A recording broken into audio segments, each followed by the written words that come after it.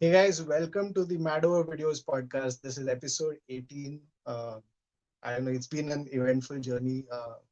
For the last 18 episodes, we've got people from different backgrounds speaking about different areas of marketing and how to use videos and create value for their business in different areas and drive business outcomes.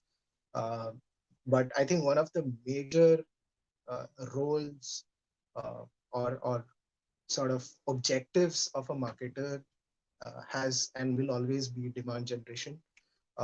So I knew I had to like talk about demand generation, and if I were to select any brand that does it really well in India, again one of our favorite B2B brands that has come out of India very proudly. Uh, they say that they're based in India and are made for the world, but made in India, is Freshworks. Everybody knows Freshworks, I hope, because we've had uh, just I think it was episode 16 where we had Sindhya Balasingh from Freshworks again, who was heading partner marketing for Freshworks. And today I have again another guest from the same company, but again they are colleagues, but they work on different things. And as Sindhya mentioned in that episode, there's lots that we could discuss about video in specific, because this guy uses video very often in his role. So without much ado, I think I'll add to the podcast guest. Please welcome Abhishek GP. Hey Pranav, hello everyone. Hey, thanks for having me. Hi Abhishek. First of all, thank you for making time and joining us on the podcast. Abhishek, as you guys might be able to read on the screen, heads the global demand generation for Freshworks. And I think I'll let him tell us a little more about the role. So Abhishek, like, what does a day in your life look like? What does your role entail? Like, what are your primary roles and responsibilities? Sure. And I look at three things just to simplify this for the audience. One would be content development. The second leg would be creatives, and the third leg would be running campaigns based on those. All of those put together to drive global demand generation across two enterprises, two market segments. One would be small business, and other would be large enterprises. So that's in some my role. Awesome. So I think we will have like a more holistic sort of perspective from you, because you know how to target small businesses as well as large enterprises, and these are very different in terms of how you approach the customer and the messaging. So I think it's going to be an interesting chat.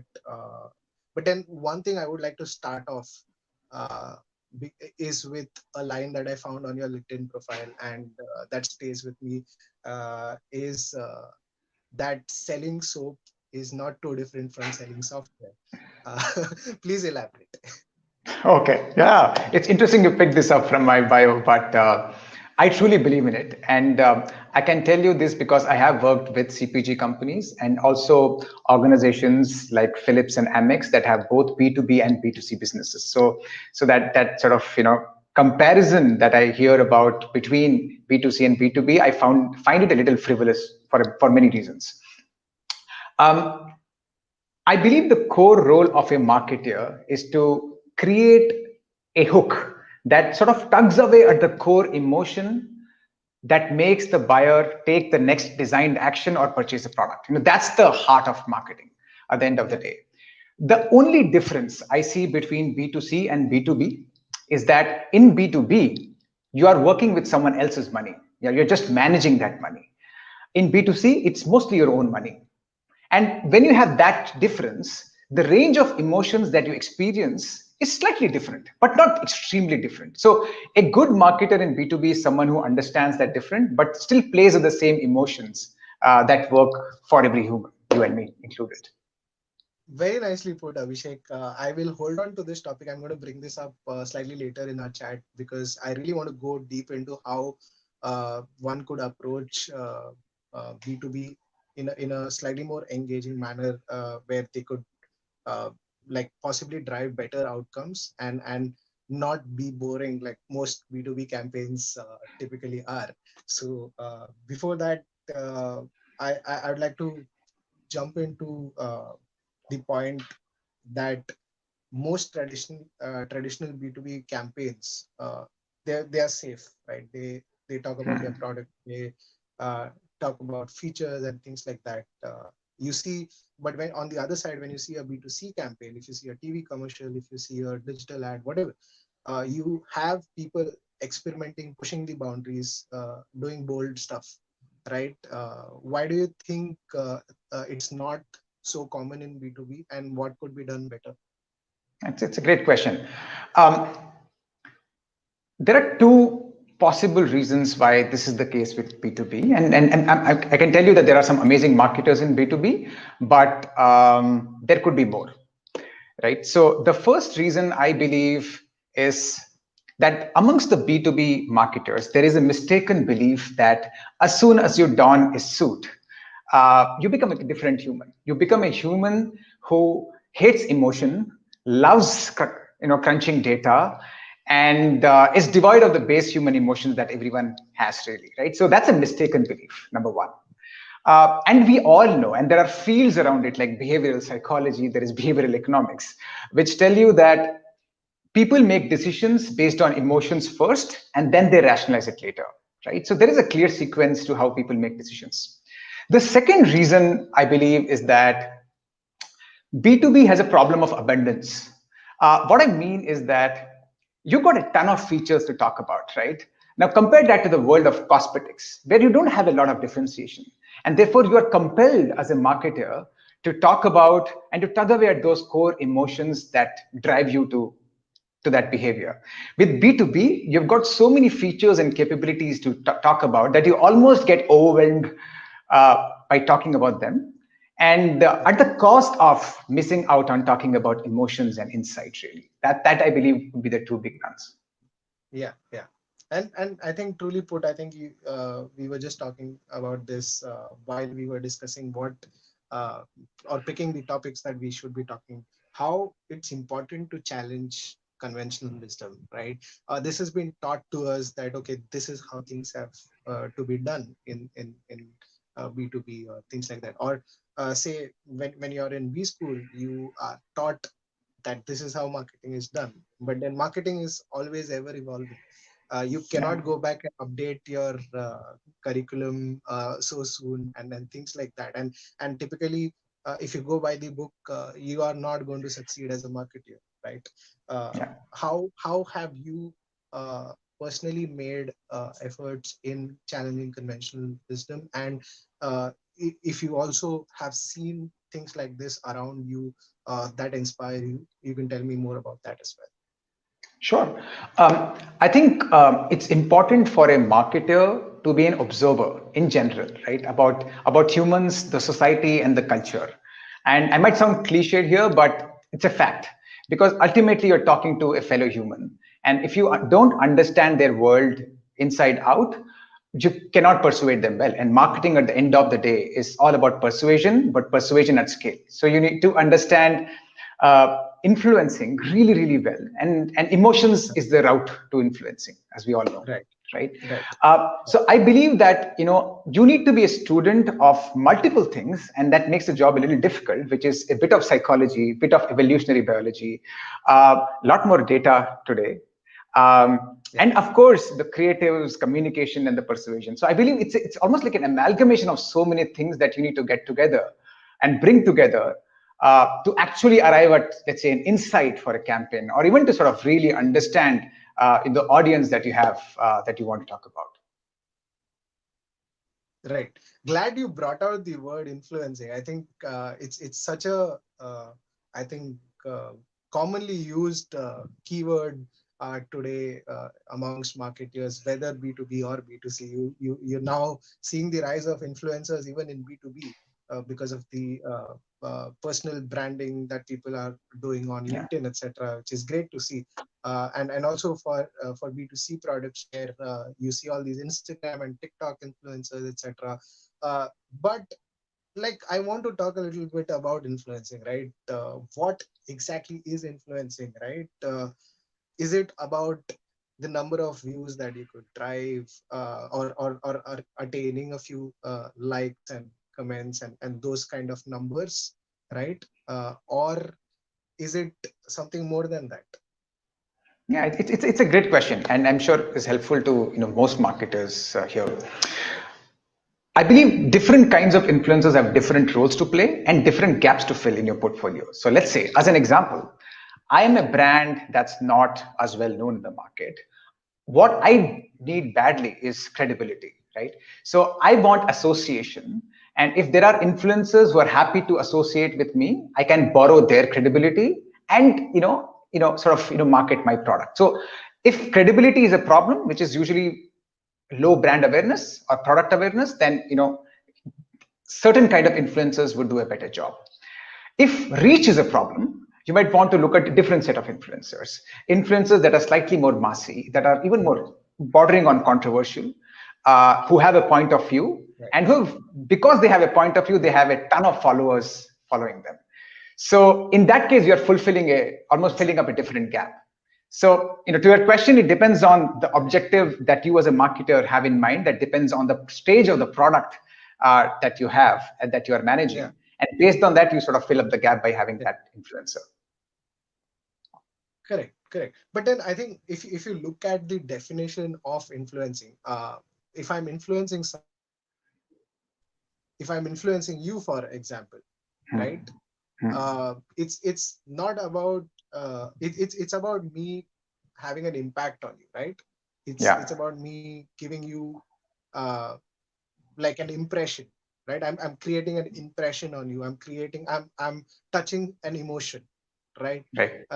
So I think the basic we tend to forget the definition of what influencing is, and we just talk about saying that okay, it's about like these many views or whatever. Like you said, all those are important, but these quantifiable metrics are typically I don't know. I mean, they're there for the sake of it. I mean, you need Yeah. to show or try and, but then you cannot measure an emotion, right? I mean, what is the best way to figure out if your campaign has worked, or if your message has reached the relevant audience, and whether Yeah. you have really in the right terms influenced them.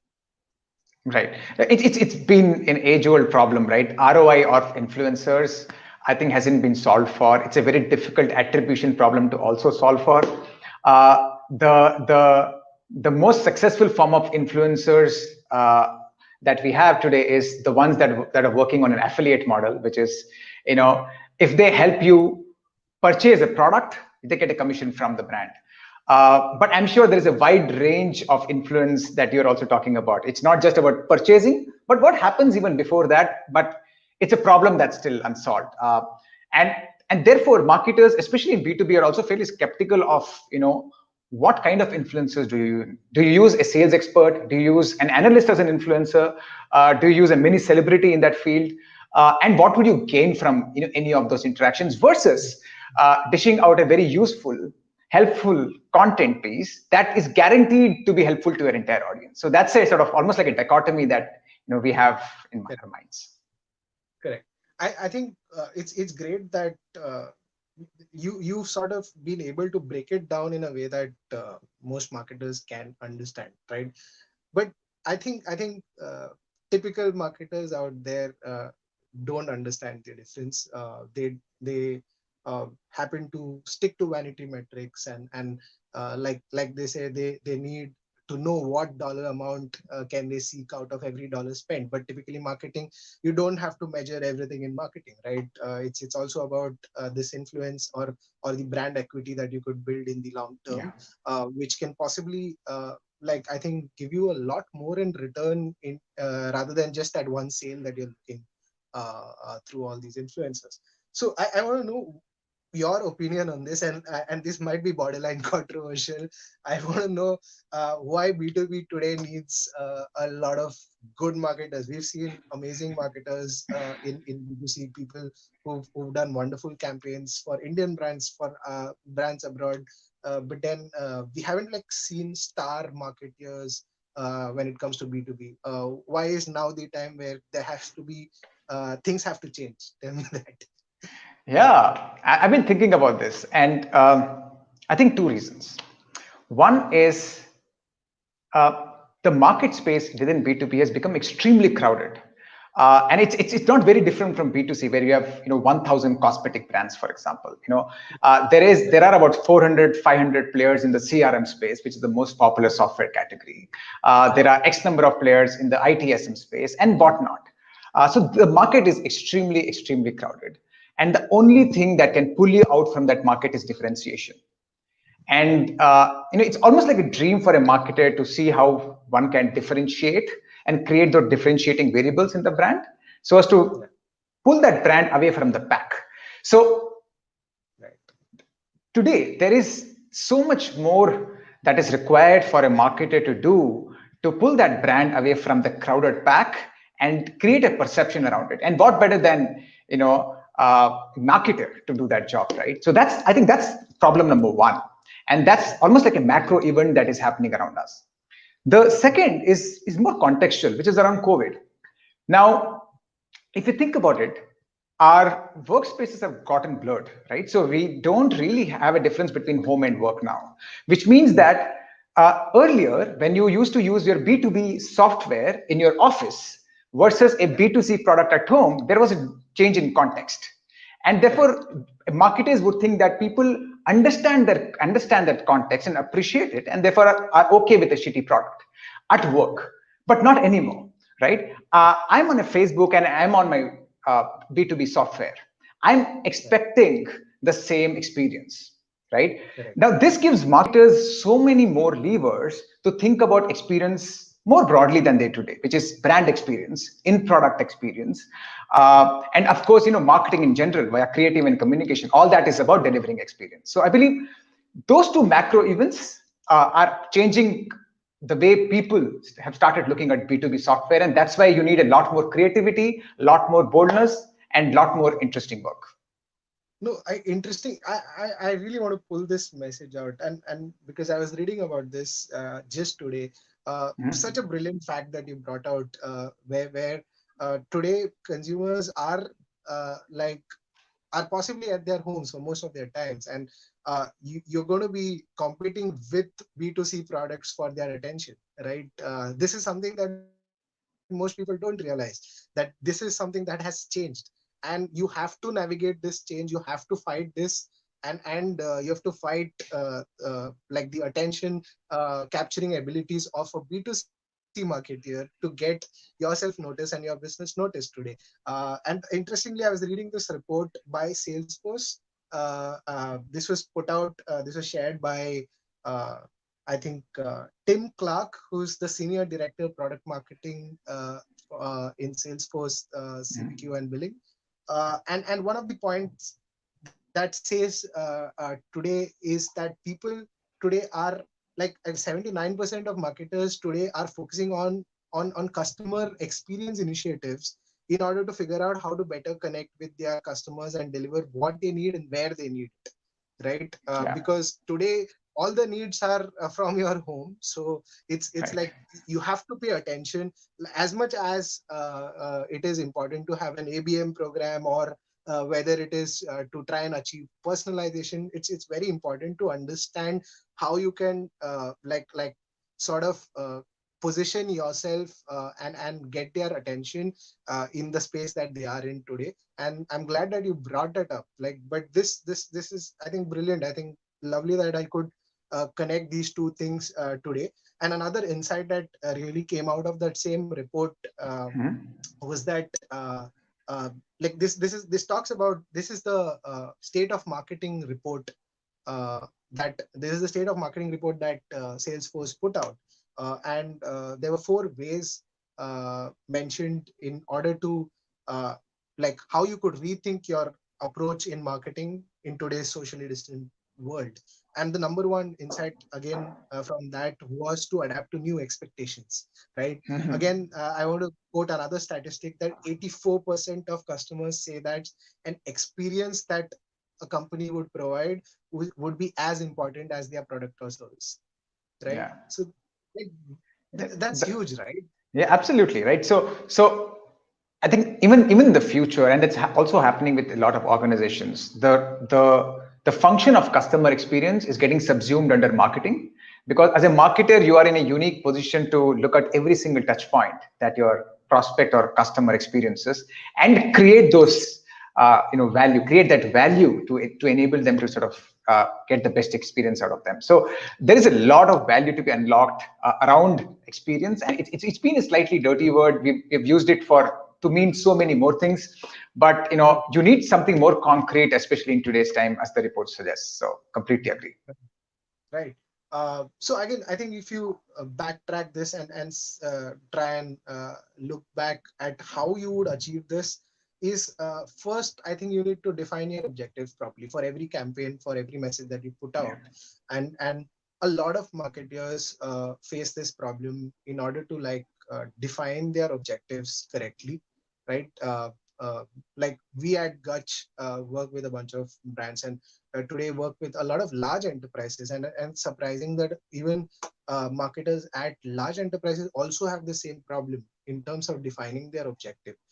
They want to kill multiple birds with the same stone, so they don't realize Hmm. that the same piece of communication cannot do more than say a couple of things, right? You cannot also talk about awareness, you cannot do positioning at the same time and also expect people to download your product like app or whatever, right?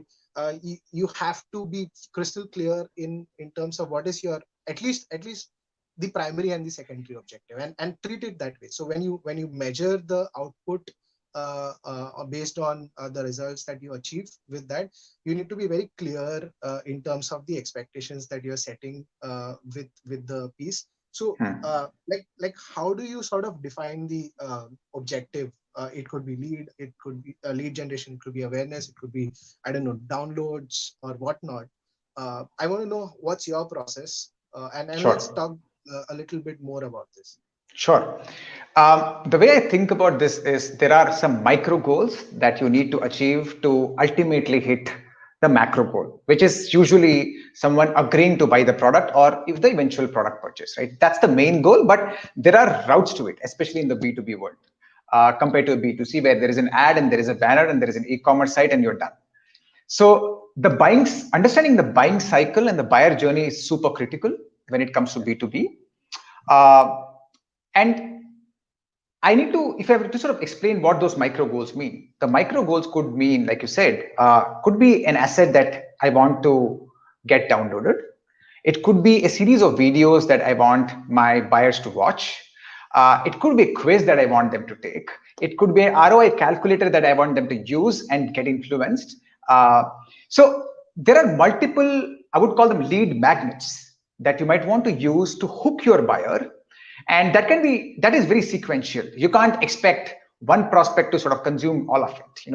Every person is different, but it depends on the marketer on how they sort of create that experience with 3 or 4 different assets for people at different buying stages. Someone is just aware of your product and that's about it. They're not even looking at the product.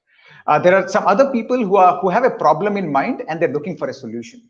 Then there are others who want a product right now and they're happy to sort of click on a demo and buy your product tomorrow, right? So there are different stages of buyers as well. So for a marketer, you need to understand what are those lead magnets that work for different stages of those buyers, and Hmm. eventually how those collectively come together to give a great experience. Now, Correct. let's say you sort of get some leads from some of those consumption of those assets. Then how do you sort of nurture those leads to eventually get them to say yes, right? Which could mean using email, using videos, just surprising them, even delighting them sometimes, right? And they sometimes respond back to you saying, hey, I love this email of yours. And our sales team gets a lot of them, thankfully. There are prospects to respond saying, I love this video or the GIF that you shared, made my day. let me come back to you next week. No, that's a yes, right? In this world where there is so much interruption, in this world where there is so much noise, someone taking notice of your creative and then responding back saying, hey, yes, I like this, and that's why I'm going to come back to you next week. I think that itself is a victory of sorts. So Absolutely. how do you sort of have those micro goals defined based on buyer stages, awareness levels? How do you eventually and sequentially and slowly convert those into yeses, the small yeses leading to the big yes, which could be, Yeah. someone agreeing to purchase your product or eventually buy your product? That's how I would look at the entire buyer journey when you're running a campaign. Absolutely. I think this is the basis. I think what you've told is fantastically that you've defined what the buyer journey is like and how you can track back and define your goals. And typically this is the basis of how we have come up with the brief form, right? When a brand wants to work with guch and produce videos on guch, it is the first step is they click on a button called start a project and they are taken to a form, right? Or a sequence of fields that they need to really fill. It might not be like a form, but then we try to work on different ways of how to improve that experience of people don't want to fill long forms, right? But then I think that forms the basis of the brief, right? Trying to understand if the marketer first of all has an understanding of how uh, aware people or customers are about their brand.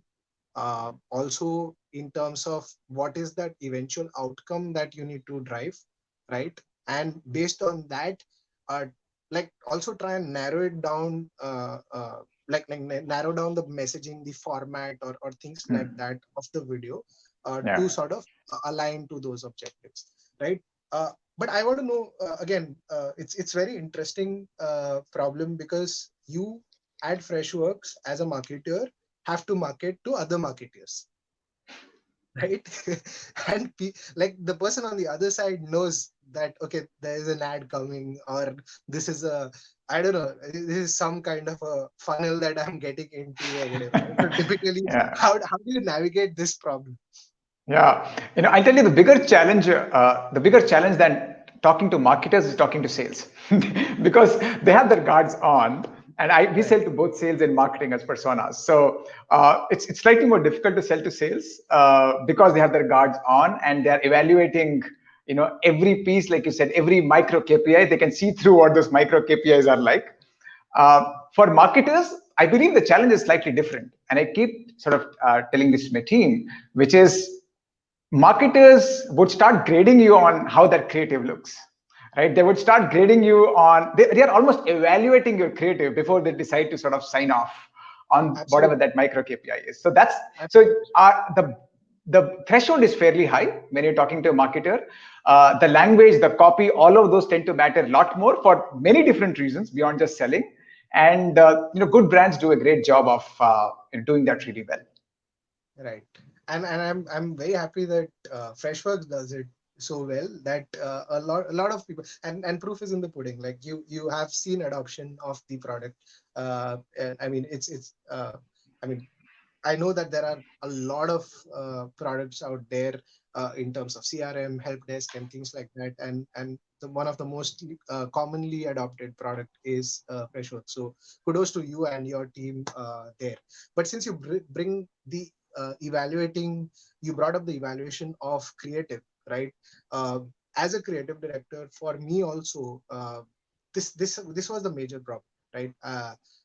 Trying to understand and also make the client understand how to attain the final output, right? How to come to a point where we could define that this is how the creative is going to look like, right? Hmm. And typically, what happens is when a marketer or say it could be a founder, it could be a marketer, it could be a sales guy, it could be a product guy who's coming to you with a brief that this is I want to create a video and Hmm. when I ask that person that okay, how do you want that creative to look like? Do you have an idea? For Hmm. most people, that's the most difficult thing, right?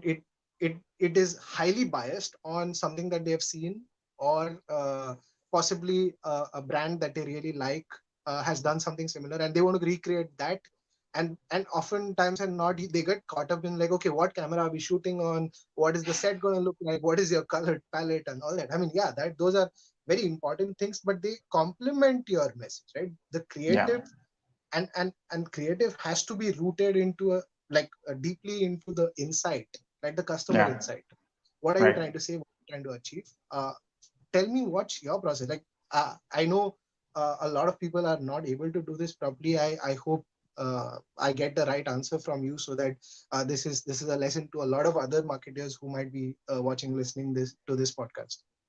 Yeah, and this is an everyday problem, right? Of course, the how do you even get to the right insight? And the reason that right insight is important is because it lays a common set of assumptions between the agency partner and the brand. A lot of the problems at the end of the road start only because there weren't a predefined set of assumptions in the first place, right? And I have a visual with you that I've left with you. If you could just sort of pull that up for the audience, might be Yes, helpful. yes. Let me do that. Sure. Yes. Awesome. Thank you. Now, this is how I think about creating a campaign insight. And this is no rocket science, really, right? So, most companies start with a product value proposition, and we all know what our products are about. And what is the value that they provide to the audience, right? So that's something that's fairly sorted, 9 out of 10. The next step is about understanding the audience. And that's where a lot of qualitative and some bit of quantitative research is required to really understand the pulse of the audience. What do they think about? What do they feel? What do they do? The cliche again. But I think this is where a lot of marketers don't do well, right? So you have product value proposition, you have audience needs. Most good campaigns that you see would combine those two and create a nice insight out of that. And that would be, about 70% of those good campaigns that we're talking about. The really top quality campaigns bring in a third element, which I call the context or occasion here. You know, an example of a context is, let's say, the Valentine Day. It could be Thanksgiving. It could be even an election, right? So there are so many ways you could define what context is. Context could even mean sort of a moment rooted in the cultural history of a country. It could even mean that. So what context does is it gives you significant leverage that almost becomes a sort of positive shot in the arm around product value prop and audience needs. So when you add that third element in the mix, your campaign gets supercharged. And what you ultimately arrive at is what I call the aha insight. And I can tell you that this doesn't happen every day, and this can't happen every day. There are a few campaigns that you see from really good brands. There are some that you end up doing in your lifetime, those one or two or three, that's really sort of hit that intersection really well. And that's where the core insight really is about. And that is the common platform of assumptions that drive the great relationship between the agency partner and the brand at the end of the day. Right, right. I think this also leads me to the next question, because we've spoken about trying to understand user psychology, and you spoke about behavioral studies that could help you gain those insights. Of course, there is data around how people behave now, that every move of every single person who uses the internet is tracked. You could get those insights as well. But when you broadly look at different kinds of users, you can sort of categorize them into three different parts. And here I have three of those, which is: one is an economic buyer, one is a functional buyer, and one is a technical buyer. Yeah. If you could walk me through each of them, each persona, how they react, and how could you sort of engage with them, I think that's going to be a very good insight for people to sort of understand, like what kind of audience are they working with, what are their buyers, how are they reacting to their products. Sure. And let me start with a B2C example, just to draw an analogy between B2C and B2B. Like we always believe that those are not different animals. So in B2C, when you need to purchase a box of cereals, the kid might not go to the store. It's usually the mom or the dad who does that, right? So the buyer and the consumer is different. Now, B2B has a very similar analogy. Now, in B2B, you have what I call a functional buyer. Folks who use the product, the end users of your product, right? It's the equivalent of the kid in the serial case. Then there are economic buyers, people who approve the purchase. Economic, they are the ones who hold the budgets here. The CFOs, for example, the procurement officers in companies, right? And then finally, you have the technical buyer, the folks, and because it's a software that you're talking about, IT needs to be involved. And IT is in almost all cases the technical buyer, really. So you need to, as a marketer, appease all three buyer types. You need to appease the functional buyer because they are the ones who are going to use your product and they do have a say in the decision making. You need to talk to the economic buyer, because if the economic buyer doesn't know you and doesn't know the fact that you offer faster payback, higher ROI, and all those things, you will not be there in the consideration set at all. And then finally, if the technical buyer doesn't feel comfortable using you and hasn't heard of you before, it's not easy to get into that account. So it's important to appease to all three segments. And there are more segments that you can find out. There are what we call champions, right? So those folks in a business or in an account that do not have a direct say, but who will probably champion your product internally. So they will start that discussion and hand it off to either a functional buyer or an economic buyer and then move off. But does that mean that they're not important? No, they're also important. So there are the different flavors of buyers that you'll find in the B2B world, which makes it even more interesting because the segmentation has already been created for you. You don't have to worry about creating them yourself. Correct. So technically, you're not selling to one person, you're selling to a buying committee, right? Right. You have multiple decision makers there in terms of, I think, the end user, like you said, the approving authority when it comes to like finances, and of course the IT side, because you're talking about SaaS products here. Also, I think this translates into, because you're trying to like appease a lot of different types of user personas, you have to create content, and I would like to talk more about videos in particular in different silos, right? In different buckets themselves, right? You can be creating useful content, you have to be creating inspiring content, and you have to also be creating content that helps you make a decision, right? Yeah. Tell me how, as a content guy at Freshworks, and I'm sure your other team is also listening, because we had a lot of people react and engage on the post when you had posted that I'm going to be on the Mad Over Videos podcast, and a bunch of them were from your own team. And if they are watching this again, how do you and your team sort of approach this and creating content in these different categories? Sure. So, like I said, we have two market segments. One is SMB and one would be large enterprises. Beyond the kind of content that they might like, I think there are broad similarities across segments. So I will just sort of, narrate how we look at it together. Sure. Yeah. Now, what we do is, the first thing we will do is identify the audience. So I'll give you an example. Let's say we talk about the functional buyer. The functional buyer could be across different titles. You have the VP of sales, who is the signing authority. Then you have the sales rep on the ground, who's the end user. Now you need to make a choice on what kind of content and therefore what kind of channel might hit them differently, right? The needs are different. The perception of usefulness of content is different. The quality of content and the expectations around it are also different. So you need to, even within the functional buyer, you need to think about the titles that you're talking to, their environment, which is the number of people, the kind of people that report into them, the thoughts in their mind. So what does a sales leader worry about? Worries about forecasting, worries about hitting this month's goal, right? What are they frustrated about? They are frustrated about the team not possibly hitting their goals.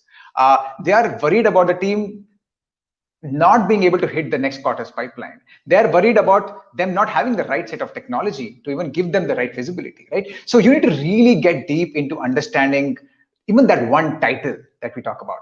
Then you have sales reps, right? A very different world. No one reporting into them, but lots of pressure in terms of hitting quota, dumping data on their legacy CRM if they use any. and then not finding the time to actually sell because they are immersed in administrative tasks. So understanding that frustration and then sort of morphing that into communication that leads to demand. That's just the functional buyer.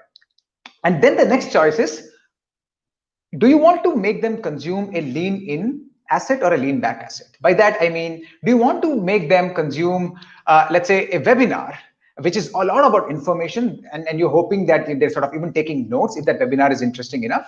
Or is it about some nice, let's say, 10-minute video, something we did earlier, which is called the Happy Sales Culture campaign, where it was 10 minutes of wisdom by sales leaders across the globe.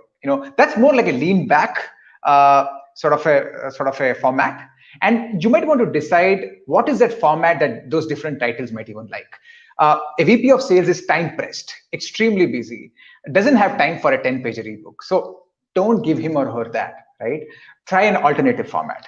A sales rep might have some time, but it needs to be super useful to them. And I keep telling my team this, and they do a great job at it, which is, can we give that sales rep something that they're able to use tomorrow? So as a sales rep, I need to go back to my desk tomorrow and start using some of that. Is that possible? Right? So that's the North Star that we've set for ourselves. And this is just the functional buyer. And you can do the same thing for the economic buyer. You can do the same thing for the technical buyer. So, but the logic and the rationale remains the same in terms of how you approach creating that asset in the format.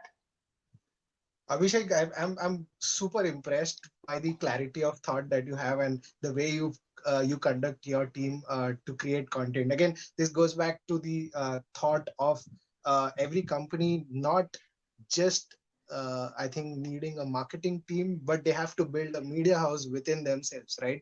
Of creating various kinds of content and at scale, because you have to do personalization towards your content consumers, because they're possibly from different geographies, they're possibly from at different hierarchies, like you said, and different categories.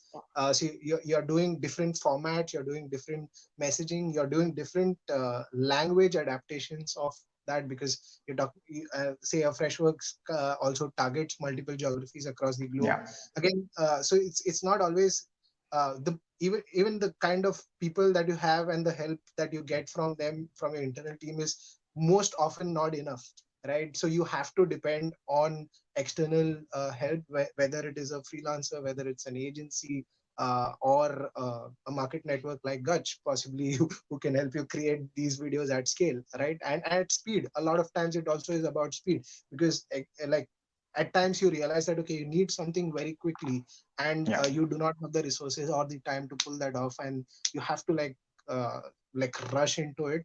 But then you also you cannot be like, okay, looking at somebody who doesn't understand what you're trying to achieve with that. And then often not, it comes down to choosing the right partner over just the most cheapest option available to you, which is possibly someone like a freelancer who's possibly at the bottom of the food chain, might not be able to communicate exactly what you want. True. Yeah, absolutely. Right. At every stage, a marketer needs to think about it in a way where, hey, does this impact my brand positively or negatively? And if there is a risk, I don't think any marketer would be willing to take that risk. Like you said, if it's let's say freelancer and who's primarily positioning himself or herself based on price, that's not the criteria that you might want to use to evaluate how good the working relationship is going to be and how good that creative output is going to be. So it's a much larger and deeper engagement. I think brands should look at agency partners as a strategic partner. I think that's been said for several years now, but it doesn't happen as often as we talk about it, right? True. Since you also mentioned about your campaign, I'd like to break down a couple of your campaigns that have done really well. And since you just mentioned about happy sales culture, I'd like to play the video first, and then let's talk about why you did something like this, how did you pull it off, and the kind of results that you were able to achieve out of it. So I would rather line up the video first, and then maybe talk about it. Sure.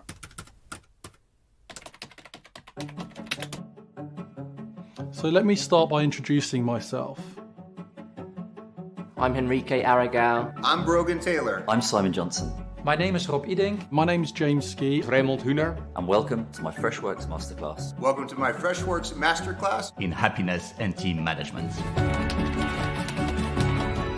I think the most obvious clue of a happy sales culture is the exhibition of creativity. If you have an organization and a culture that is truly healthy, you can scale your organization to the next level.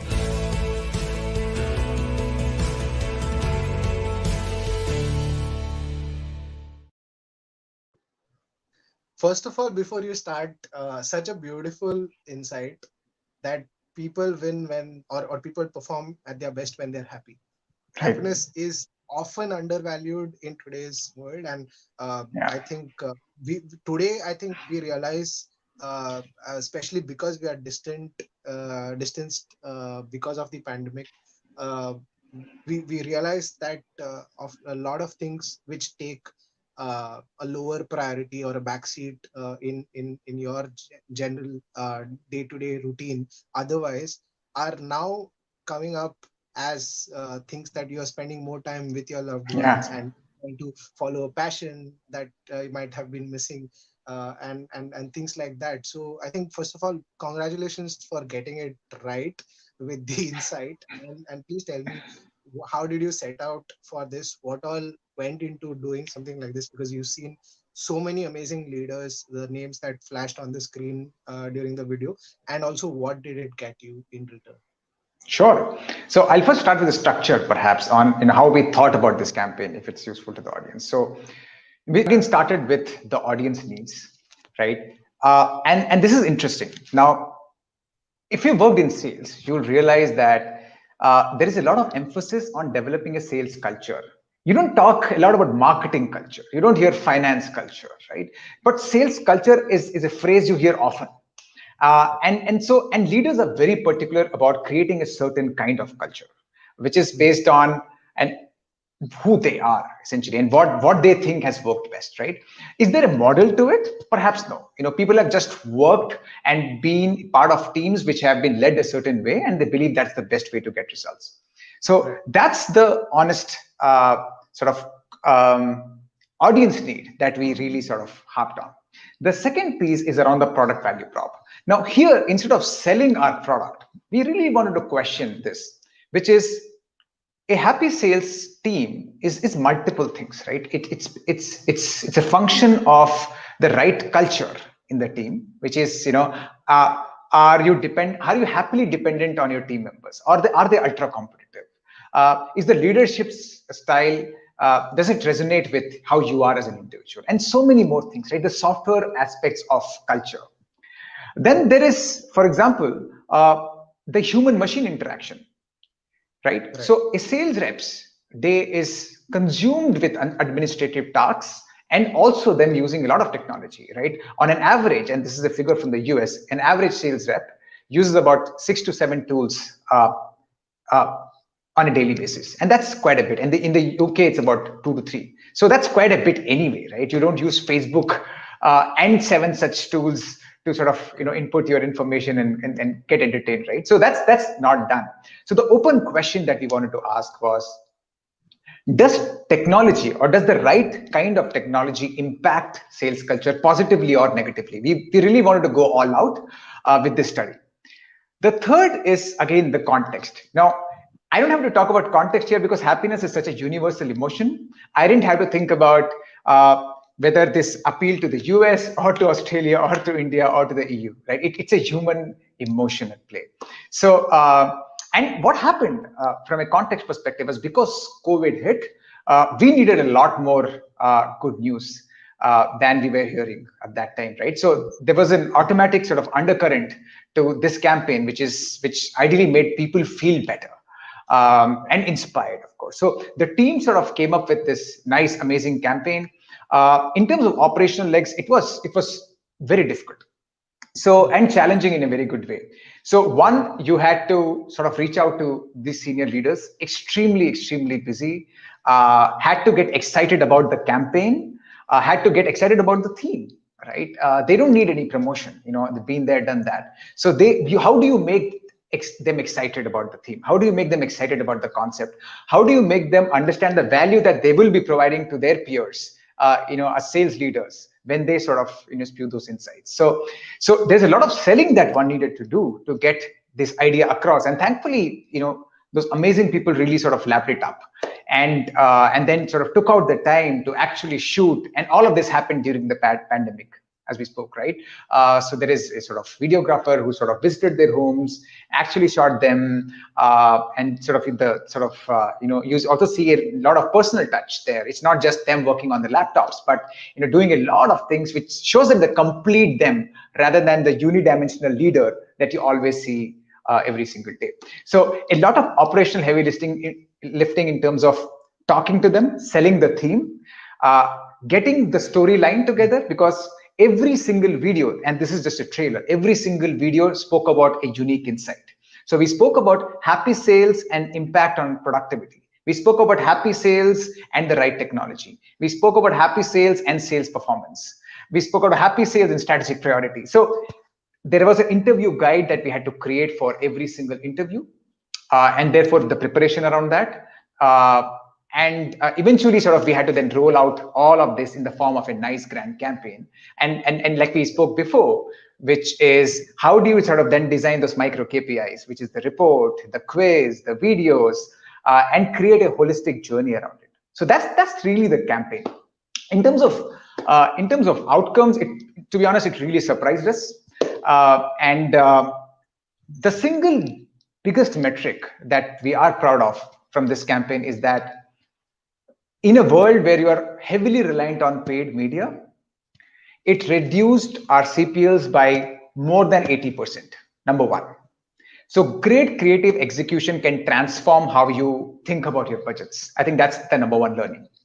The second learning is, if you do a good job of arriving at that aha insight, which is the sort of intersection of the product value prop, the audience, and the context, there is a huge benefit in terms of the kind of audience that you get. So 1 out of every 4 leads that we got was from a non-paid source. We didn't have to pay for that. And think about it this way, in a world of large enterprises, which is famous for spending a lot of money to acquire a lead, we are talking about 1 out of every 4 leads coming non-paid. That has to be just word of mouth, just the sort of perhaps the quality of content, the nature of the topic, and all of it at some level coming together. I think those two would be the biggest sort of insights for me when we talk about how do great videos impact so many other metrics that you don't think they might and they could impact.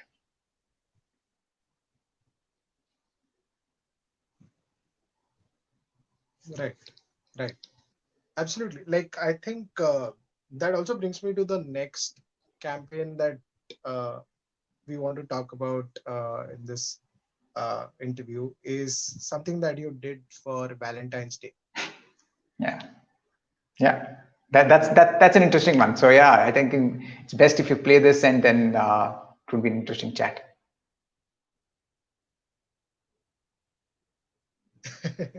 Yeah. So I think it also, like, I want to talk about the next campaign that you all pulled off for Valentine's Day. So before we get into that, I'll play the video. It's a quick 15-second. I think you use this as a GIF on social media, and then Yeah. I think let me first play it and then tell me how you used the campaign.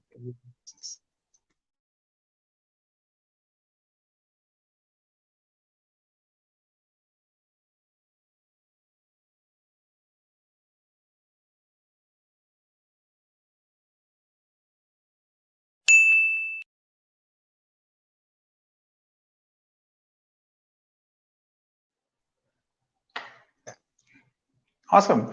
Now, this was an interesting one and a very different one. And we had to be different because at that point, our product awareness wasn't as high.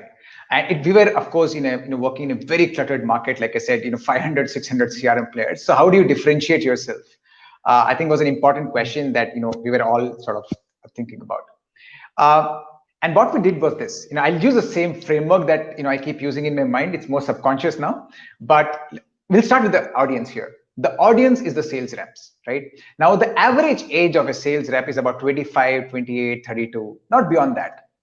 And that, which means that most of them are on Tinder, right? So why not use a format that they love and use every single day, and make it a little more consumerish and not boring? Because Valentine Day, that day cannot be about boring things. So that's really the audience insight that we wanted to grab on.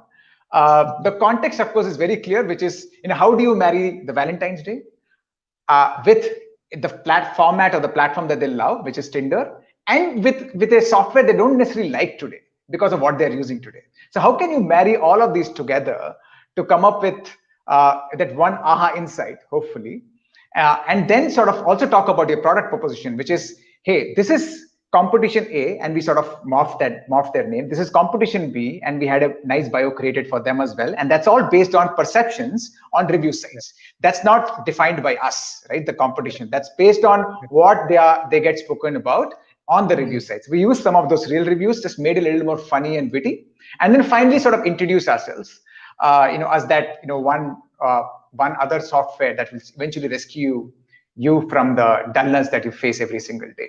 So that was the core idea of sort of the Valentine Day campaign. More about buzz, creating awareness, being part of a moment that where you don't expect B2B brands to participate in. Correct. I think this goes back to the same discussion that we did, that B2B doesn't have to be boring, and you can be creative when it comes to different formats and the kinds of messaging that you do. It comes down to the risk-taking abilities of the brand and the brand managers or marketeers, where most of them are very conscious and their guards are up when it comes to trying out new things. And a lot of times I've personally faced where I've pitched a lot of ideas to brands where me and my team wanted to push limits of how typical B2B brands or any brand for that matter is defined to certainly behave. But then for us it's interesting because we do not think like the product owners, but we think on behalf of the audience. Because it's more a neutral perspective. Because I don't have any bias towards the product, and that I think brings the amalgamation of these two parties is very important when it comes to creating the final product, right? So with that said, I want to move on to the next question. Again, this is a question that I ask every guest. So this is, if you've seen any of our previous episodes, this is bound to be coming towards you, because as marketers, we have to keep looking around us, what's happening, observing. Like you said, you already mentioned that great marketers have to keep observing for what's happening around them, how our audience is behaving, how are other marketers behaving. So when it comes to, I think we've spoken a lot about audience, but we haven't spoken about observing other marketers. And I want to ask you who you think your peers outside of your company you think are doing amazing at their jobs, and you sort of are in awe of what they are doing. We could do shout outs in this section right now. This is the time. Yeah. So, not necessarily a peer, but a marketer, a CMO that I really love is Tom Klein of Mailchimp. And the reason I say this is because, once Tom sort of took over Mailchimp, they've almost become a media house. And you were talking about this earlier, right? They are not necessarily another software in the market. They are a media house as we speak today. They have changed, they've almost sort of pushed the boundaries of storytelling in the world of B2B. I would say they do it incredibly well, consistently well. The look and feel, the tonality, and the scale at which they operate, and to sort of manage all of that, I think it takes a lot of attention and guts, and importantly, setting a process, within the team. So I believe that is a marketer I'm really impressed with in terms of how he's sort of pushed the boundaries of storytelling. The other marketer would be Udi at Gong. And that's a company that sort of easier terms listens to your sales calls and gives you intelligence back. Right? It's a complex technology made super easy by the sort of marketing team at Gong. I think that's another one. The third one is not necessarily a marketer, but I would say I would recommend a book. It's a book called Behave by the Stanford professor called Robert Sapolsky. And I think most marketers should read it. This book is all about evolutionary psychology, evolutionary biology. It talks about the good and the bad of humans from an emotional perspective. So I've loved this book. There's a lot of science in the book apart from the faff that we hear about emotions around us. So when we talk about how emotions run the world and not data and rationality, this book proves that to be true. So I highly recommend that. Awesome. And that brings me to the last question. Again, like I said earlier, because of the kind of situation that we are in, we, I think, have also found a lot of time for ourselves, right? We save a lot of time traveling to work, and a lot of other inefficiencies have been taken away from the way we work now. And we get to focus on things that should be our priority in addition to work, right? Which often take a backseat otherwise.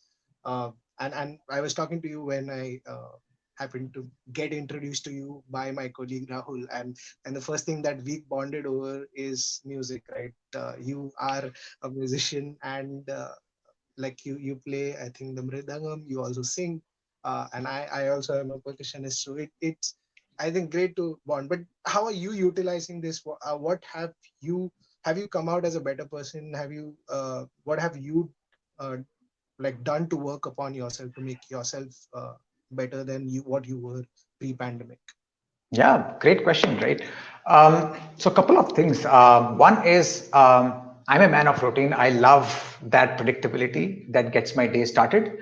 So so there is a couple of hours that I spend early in the morning just for myself. So there is a definite focus on me time, because you know that the lines between work and home have sort of blurred, and you need to think of yourself as a corporate athlete at the end of the day, right? So you need that time to charge yourself, and that no time better than mornings to do that. So couple of hours I spend on myself, just reading everything from, like I said, philosophy. I'm a big fan of philosophy, Western philosophy, especially Greek philosophy. I read a bit of psychology and sociology. So I think that sort of covers some of my time.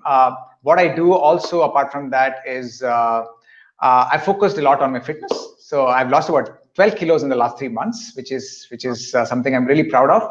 And I read in a study today which really appealed to me. It said that the habits that you have started off during COVID, there is a very high chance that you will continue with it. So even if that's not true, I just love the report just because it said that. Brilliant. I think that brings me to the end of the conversation. We've had a power-packed 1 hour of conversation with you, Abhishek. First of all, I like to thank you for taking out time and joining us on this. There have been plenty of points that you've made that I could learn from, and I hope the audience can as well.